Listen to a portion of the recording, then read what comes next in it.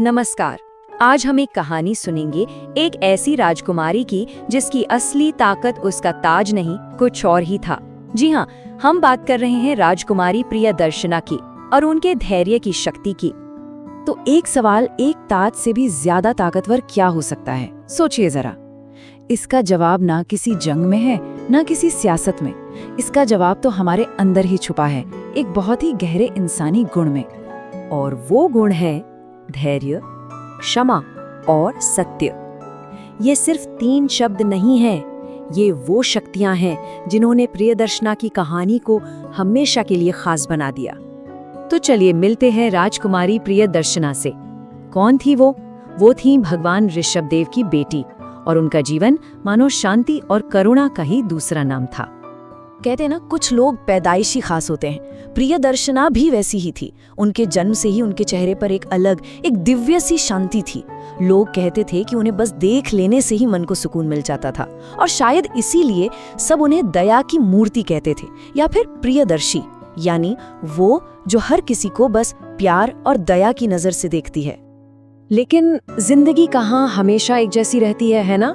बहुत जल्द उनकी जिंदगी में एक ऐसा तूफान आया, एक ऐसी परीक्षा जिसने उनके विश्वास और उनके सब्र को पूरी तरह से झकझोर कर रख दिया।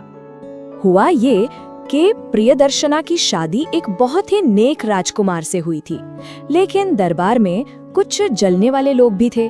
उन्होंने साजिश की और राजकुमार पर झूठा इल्जाम लगाकर उन्हें कैद करवा दिया, और बस देखते देखते पूरा का पूरा राज्य ही प्रियदर्शना के खिलाफ हो गया। सोचिए, एक राजकुमारी जिसे महल से निकाल दिया गया, अचानक उनके पास कुछ भी नहीं बचा, ना घर, ना आराम, ना कोई बचाने वाला। वो बिल्कुल अकेली रह गई, एकदम बेसहारा। पर इतनी बड़ी मुश्किल में भी, उस भयानक नाइंसाफी के बाद भी उनका विश्वास देखिए, वो टूटी नहीं। उनके दिल और जुबान पर बस एक ही बात थी, सत्य कभी हार नहीं सकता। और उनका सब्र कमाल का था।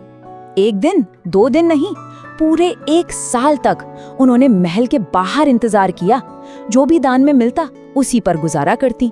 कभी किसी पेड़ के नीचे सो जाती, तो कभी नदी किनारे, लेकिन एक पल के लिए भी उन्होंने अपनी उम्मीद नहीं छोड़ी। और यहीं कहानी में एक बहुत ही अहम मोड़ आता है। यहाँ हमें प्रियदर्शना की असली ताकत देखने को मिलती है, उनकी अंदरूनी शक्ति, उनकी क्षमा करने की शक्ति। अब जाहिर है, जो भी उन्हें देखता था उनसे पूछता था, आपके साथ जिन्होंने इतना बुरा किया, आप उन्हें बद्दुआ क्यों नहीं देती, कोसती क्यों नहीं है? और इसी सवाल के जवाब में उनकी सबसे बड़ी सीख छुपी है।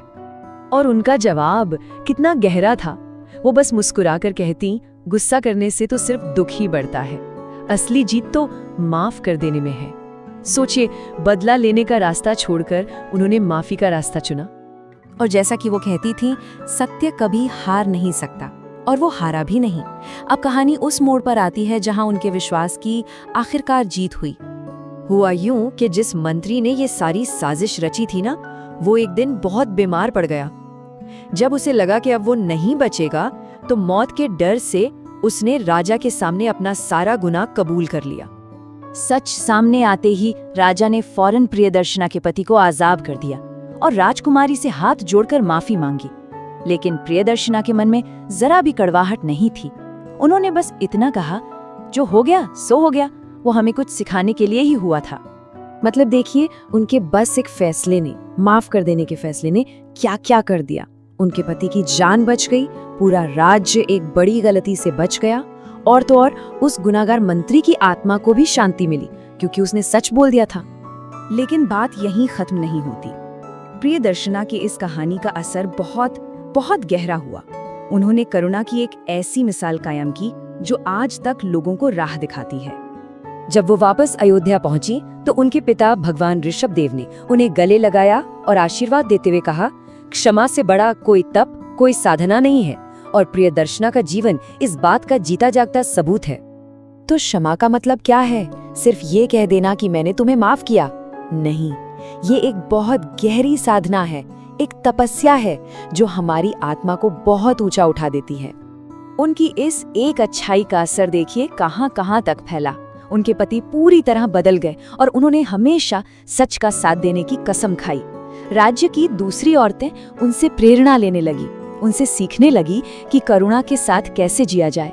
और उनके पिता ने तो ये भविष्यवाणी भी कर दी कि आगे चलकर प्रियदर्शना को सच्चा आध्यात्मिक ज्ञान मिलेगा। तो ये कहानी हमें ना महान बनने के दो रास्ते दिखाती है।